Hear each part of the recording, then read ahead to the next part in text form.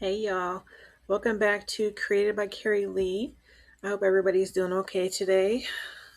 It's been exhausting, few months and weeks and year. We thought 2025 was out. We were hoping for a little bit better in 2026. We're not off to a great start, but we are keeping hope alive. We are going to keep fighting and we're going to keep pushing forward. That's all we can do. So keep your head up and keep finding the good, keep pushing through, keep working hard. Take care of yourself, take care of your mind, your body, your heart. First off, foremost, you can't take care of others unless you take care of yourself. So make sure that you prioritize your self care, your self love. Make sure that you are providing a safe space for your emotions to land so that you can feel your emotions and you can process your emotions and you can work through some things. We'll make it to the other side. We always do. We always do. So we just need to keep fighting. But, anyways, I wanted to talk to you guys today about a book I read. It was called James. I'll put a little picture up here somewhere. By Percival Everett. And I will say that going into this book, I had heard it was great. I actually heard nothing but good things about this book. But I will say I guess I didn't see the fanfare or hear the fanfare that I feel like would have done this book justice. So, I guess that's another subject for another day. Um, but if you haven't read James by Percival Everett, stick around. Um, let's talk about it. And maybe at the end of this video, I will have convinced you to give it a read. And if you have read it, let me know your thoughts. It's could probably be considered a controversial book, not because anything in it is controversial, but because for some reason people feel that historical accuracy is controversial. So you're always going to have those naysayers and those weasels who feel like speaking the truth and being historically accurate is offensive. And fuck those people. This video is not for those people. And those people can kick rocks as far as I'm concerned. But if you're interested in historical accuracy, you're interested in really good literature, you're interested in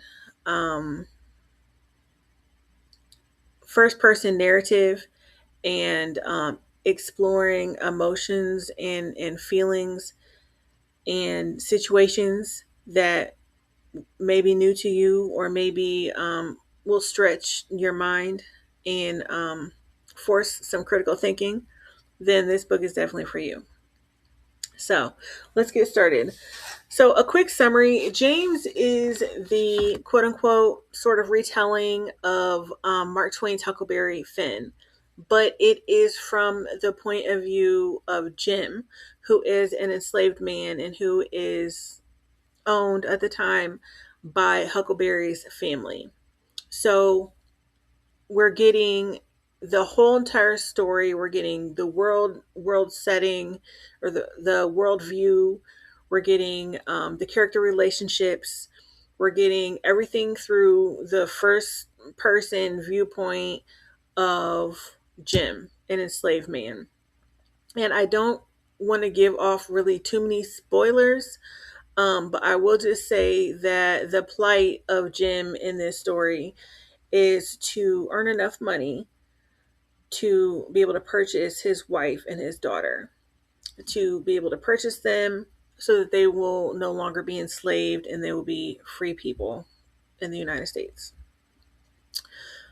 So that's his plight, and that's kind of like the overlooming kind of main kind of plot of the story.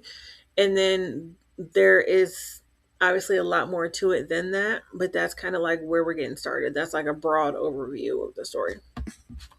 So the first thing I wanted to talk about that blew me away with this book was Mr. Everett the author's use of language.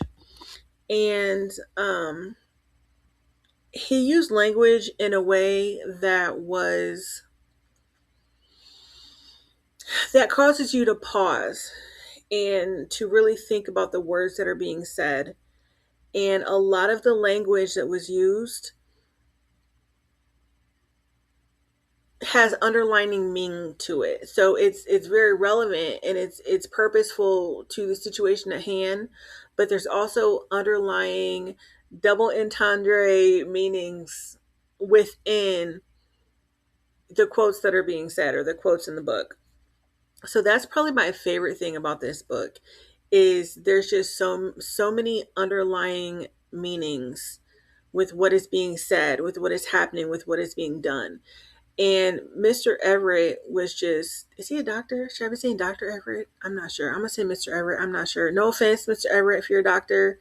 I probably should have looked that up ahead of time. I know you're a professor. Professor Everett. Professor Everett. So Professor Everett, um, yeah, that's what blew me away, is the cleverness that he was able to utilize language to mean so much more than just what's on the surface. So I'm going to put some quotes up here and we'll talk about it to give you some examples. So one example is when Jim is at his woman master's, cabin, and he is waiting to get a pan of cornbread from her that she had made using Jim's wife's recipe. And she returns the cornbread, or she gives him the cornbread, and this is the quote. I'll put it up here. "Well, here's that cornbread. You can tell Sadie that I like her recipe. I made a couple changes, to refine it." So that on the surface is just an appropriate quote, right? An appropriate response from her, letting him know, here's a cornbread. Thanks for the recipe. I did make a few changes. But the word usage of refine, to refine it, that's so clever to me, because what does the word refine mean? I'll put the definition over here. What does the word refine mean? Refine means to make something more better, to make something more clear, to make something more what's the word I'm looking for? To make something like almost more sophisticated, right? To refine something, to take something that is a mess and you refine it, you make it more sophisticated. And so basically what she was saying is, this recipe was good, but my way is better. The way that I make it is better. So I'm going to go ahead and I'm going to refine it, and then I'm going to give you back the refined version. But thanks for the recipe. And it's like, you already know that what she's saying is that your way is below my way. Your way is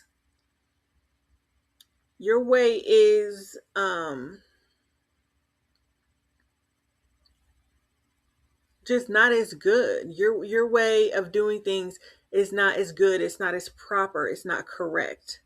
So I did it the correct way, and here you go. Here's the correct way.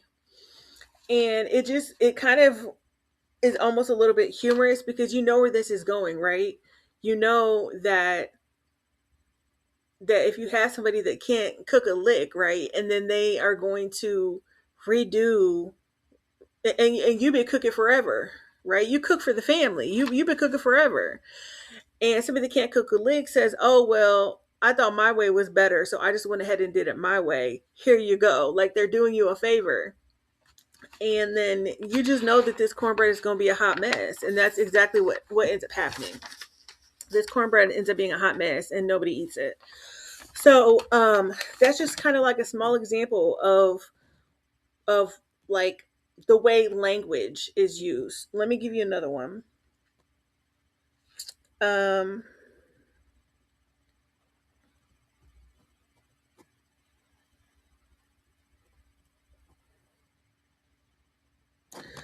so he's teaching his daughter, and she says, "Papa, why do we have to learn this?" He's teaching her how to say things properly, but then also making sure that she knows that there's a time and place when she can talk proper, and a time and place when she needs to talk improper, or not improper, but like she needs to use a different type of language. And she says, "Papa, why do we have to learn this?" And he says, "White folks expect us to sound a certain way, and it can only help if we don't disappoint them." And I just feel like that there's a lot in that, because yes, on the surface it says what it says, but if you really break down that quote of white people are, they have an expectation, they already have in their mind a picture of who we are and how we're supposed to act.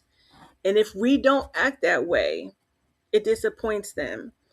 And we all know that historically, anytime that a white person, especially if you were a slave, is disappointed in you, punishment follows, right? Historically, punishment follows if you do not do things in a way if you're a slave, in a way that pleases your master, or really any white person around you. And so this quote is so much more than just on the surface of we don't want to disappoint them. There's layers to it. You know, you have to use your critical thinking skills and really kind of understand and break down what he's trying to say. Um, Another way that language really comes up here is with regards to the difference in the way that the black men and women and children are allowed to speak, and the way that they're not allowed to speak aloud, right? So among themselves, there's a certain language that's used. Proper English, you would say, today. You would say that it's it's educated language, right? It's language that shows that you know what you're talking about, that you know the English language, that you know the nuances of language, that you know definitions, and you know your grammar, and you know all of those things. But black people weren't able to utilize that language back during that time in front of white people. And the reason that was is because it came off as a threat. Anytime that a black person seemed educated or seemed like they knew too much, knew how to read, knew how to write, any of those things were treated as criminal offenses, and were deserving of punishment back in those times. So a big part of this book is the story of how Jim and his family and those around him, those in his community, you know, other black people like him and his family, how there's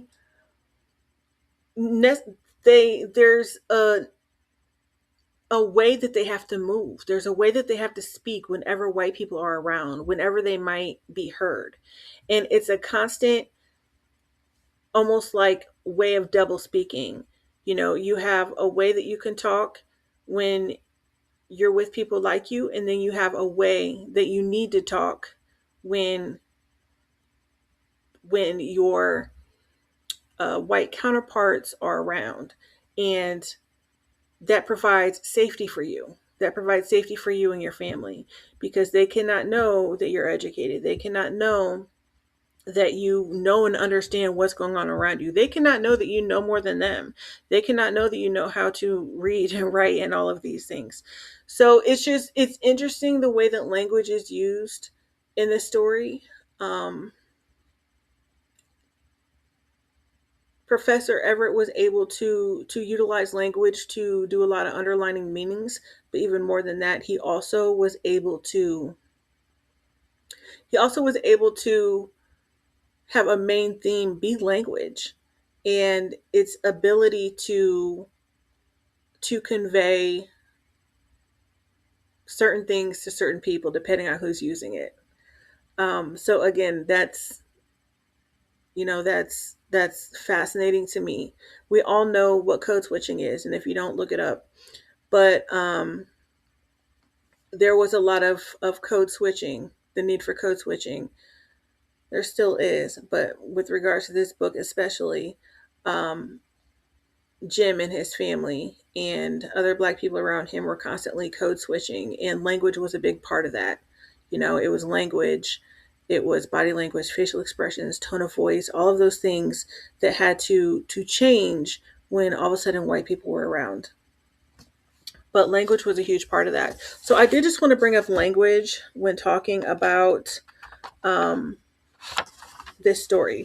Another thing I wanted to bring up, and it has to do with language a little bit, is the name. So Jim is a name that was given to him. It's not a name that he chose for himself. And it's not a name that he fully embodied as his. And throughout the story, you kind of see Jim kind of trying to figure out what he wants to call himself when he's free. What name does he want to embody? Historically names have meanings, and he's trying to figure out, I want my name to say something about me, and I want my name to speak for itself. I want my name to come before me, if that makes sense. If I have a name that means something, then it means that I mean something. And so to him, his name was very important. And throughout this story, we see him kind of struggle with and kind of navigate the importance of that name and the importance of what you're called and what you answer to, right? So my favorite, probably one of my favorite quotes in this book is,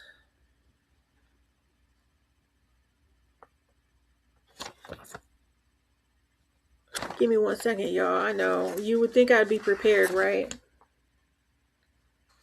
You would think I would be prepared, but then if you thought that, you don't know me.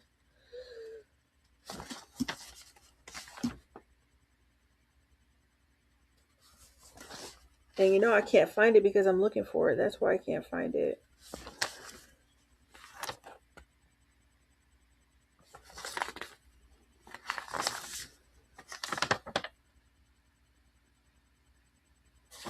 I'm gonna find it. I'm gonna find it. We can keep talking, but I'm gonna keep looking for it. Um, but anyways, how important the importance of a name is, and this also goes back to, oh, here it is. So it's from chapter 7, page 818. He says, "I am called Jim. I have yet to choose a name." And again, the writing, the language, Professor Everett, like, man, I have yet to choose a name. That says so much more. That's so much deeper and so much bigger and so much broader than just the surface of I have yet to choose a name. He's talking about, I don't even know, like, my full identity yet. I don't even know who I am because I've been in these constraints, because I've been enslaved, because I've had to spend so much time, you know, stooped down and broken and small, and all of these things that you have to do when you're an enslaved person in order to stay alive. You have to make yourself small. You have to be submissive. You can't let anybody know how smart you are. You can't let anybody know how creative you are. You can't let anybody know really that you're human, right? It strips all of humanity away from you. Slavery strips all of humanity away from you. You are meant to act like a tool. You're meant to be a thing. You're meant to be an object that has a purpose, does a job, and that's it. And so having the humanity stripped away from you and stripped away from your family and people like you, yes, it can give you a name. They can give you a name, but that's not who you are.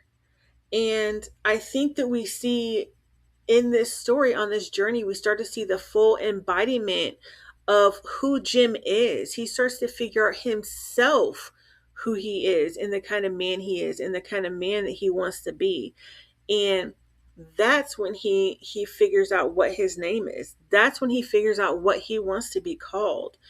And it's a beautiful way to again use language to embody so much more than just a surface level noun such as a name, right?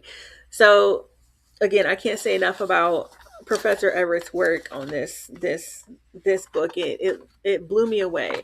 So if you're as fascinated about this so far as I am, if you're a big nerd like I am, and you really like to dig into these books and dig deeper, um, we definitely can talk about it more with regards to the language part of it. Another thing I wanted to discuss with regards to this book is the way that all of the different masks, the way that Jim has to constantly navigate whiteness in his world at the time. So you have different types of, sorry guys, my feet are cold. I'm just not just gonna sit here and do this video with cold feet. Um, um, excuse me.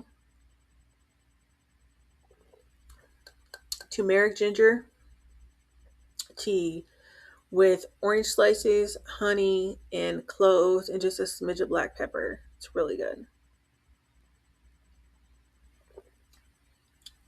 Aquarius. That's me. See, we're nerds. All right. But the way that Jim in this story has to constantly navigate different types of whiteness and um, different types of white people throughout this story. So we start out with Jim on the plantation, and he's having it's not even a word, but we'll go with it. Um, he's having to initially navigate the whiteness on the plantation in the form of the owner's wife, so a white woman. He's having to navigate that. And then along with that, we then have Huck, who is a little white boy. And so he already has two different ways that he needs to navigate. He needs to be a certain type of submissive and respectful and pleasing to the white woman, his owner. And then he needs to be a completely different way with Huck. Early on in the story, it talks about how Huck and his little friend would like play tricks on Jim. And Jim, in order to keep himself safe, in order to be the happy G golly, you know, happy go along slave that they, viewpoint of what a slave should be in their minds, he would go along with this joking and playfulness that this little boy would do. Him and his little friend would try to play tricks on Jim, and Jim would be like, you got me, you fooled me that time. And in his head he's thinking like, why do I have to do this? Like this is some bullshit that I even have to do this. But on the outside he's thinking, or on the other side he's also thinking, this is what I need to do to keep myself, but more importantly my family safe. So if I gotta, oh gee golly, and act the way that they think I should act, and play with this little boy, fall for his little tricks in order to keep my wife and my child safe, then that's what I'm going to do. And so he has to navigate those two types of whiteness within the first couple pages of the book.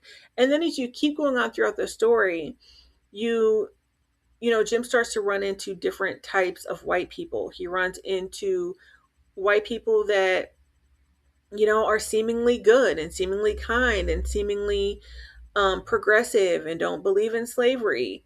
And what does that look like? It probably doesn't look like what you're automatically right now thinking is going to look like. You have to read the story. And then he comes across people that he thinks are kind white people, but maybe they're not even actually white. Maybe they're passing. And then he comes along white people who threaten to hang him and are chasing him and are have a bounty on his head, and all of these white people who steal from him, and who all of these different things, all of these different types of people that he needs to navigate, and the way that he needs to portray himself is different depending on each type of white person he comes across. And the way that is just so on the nail, right? With how it is to navigate whiteness as a person of color in this country. You are constantly having to know who you need to act a certain type of way about. Who do you need to have your guard up around, who do you not so much need to have your guard up around, but still you're always gonna have your guard up a little bit. Who do you need to smile and nod and smile, when that they're expecting that from you, but you need to do it in order to stay safe, or stay paid, or whatever. I mean, there's 1,001 examples. And unless, let me get this straight, okay? Unless you're a person of color in this country, you will not have experienced that, and you will not know what's happening. So don't get on Beyonce's internet over here and start typing away, sending me messages talking about, well, you guys don't have to do that, or not all people of color do that. Even if all people of color don't realize they're doing it, they do it. They do it. They do it. And it's because it's a way to protect yourself and keep yourself safe in this country. It's a survival mechanism. Survival mechanism, okay? We're not always aware when we're doing survival mechanisms, but we do survival mechanisms. It's innate, okay? It's something that we do subconsciously. All right? So don't be over here atting me all kinds of bullshit. I don't want to hear it, okay? All I'm saying is that the fascinating thing in this story that Professor Everett was able to do is he was able to show the multitude of ways that um, the main character, the ways that he needed to go about navigating this world that he was in, and the nuances, and everything down to the looks and the body language and the the tones, like everything. Just Professor Everett nailed it as far as just really getting to the nitty gritty of what this would have been like back during that time if you were Jim and you were going through this. So this video is getting long, so I'm going to wrap it up. That's a little bit of my take on the book James. I could talk about it forever. There's 1,000 more things we could have touched on, but for me, the biggest glaring things that were just eye-opening to me was, again, the language part of it, and the way that the character was just absolutely fascinatingly, amazingly adept at navigating whiteness during that time. So that's all I have. Hey y'all, sorry about that. It seems like we got cut off. What I was saying is I can post my notes if anybody is interested. It's just going to be like my highlights and maybe little things that I jotted down when I was reading this book on my Kindle. So I am more than happy to post that if anybody's interested. Just let me know. Other than that, that's all I have for today's video. Again, the book is James by Professor Percival Everett. It's a great book. It's definitely one of my top reads, I think, of my lifetime so far. Top 10 books of my lifetime. So I'm definitely going to read it again, and I would encourage you to give it at least one read, if not several. But if you like this video, please like and subscribe. I'm going to try to be on here a little bit more often, doing more book reviews and just things like that. So if that's something you're interested in, make sure that you follow, like, and subscribe so you can be notified when a new video comes out. That's all I have for today. Talk to y'all later. Bye.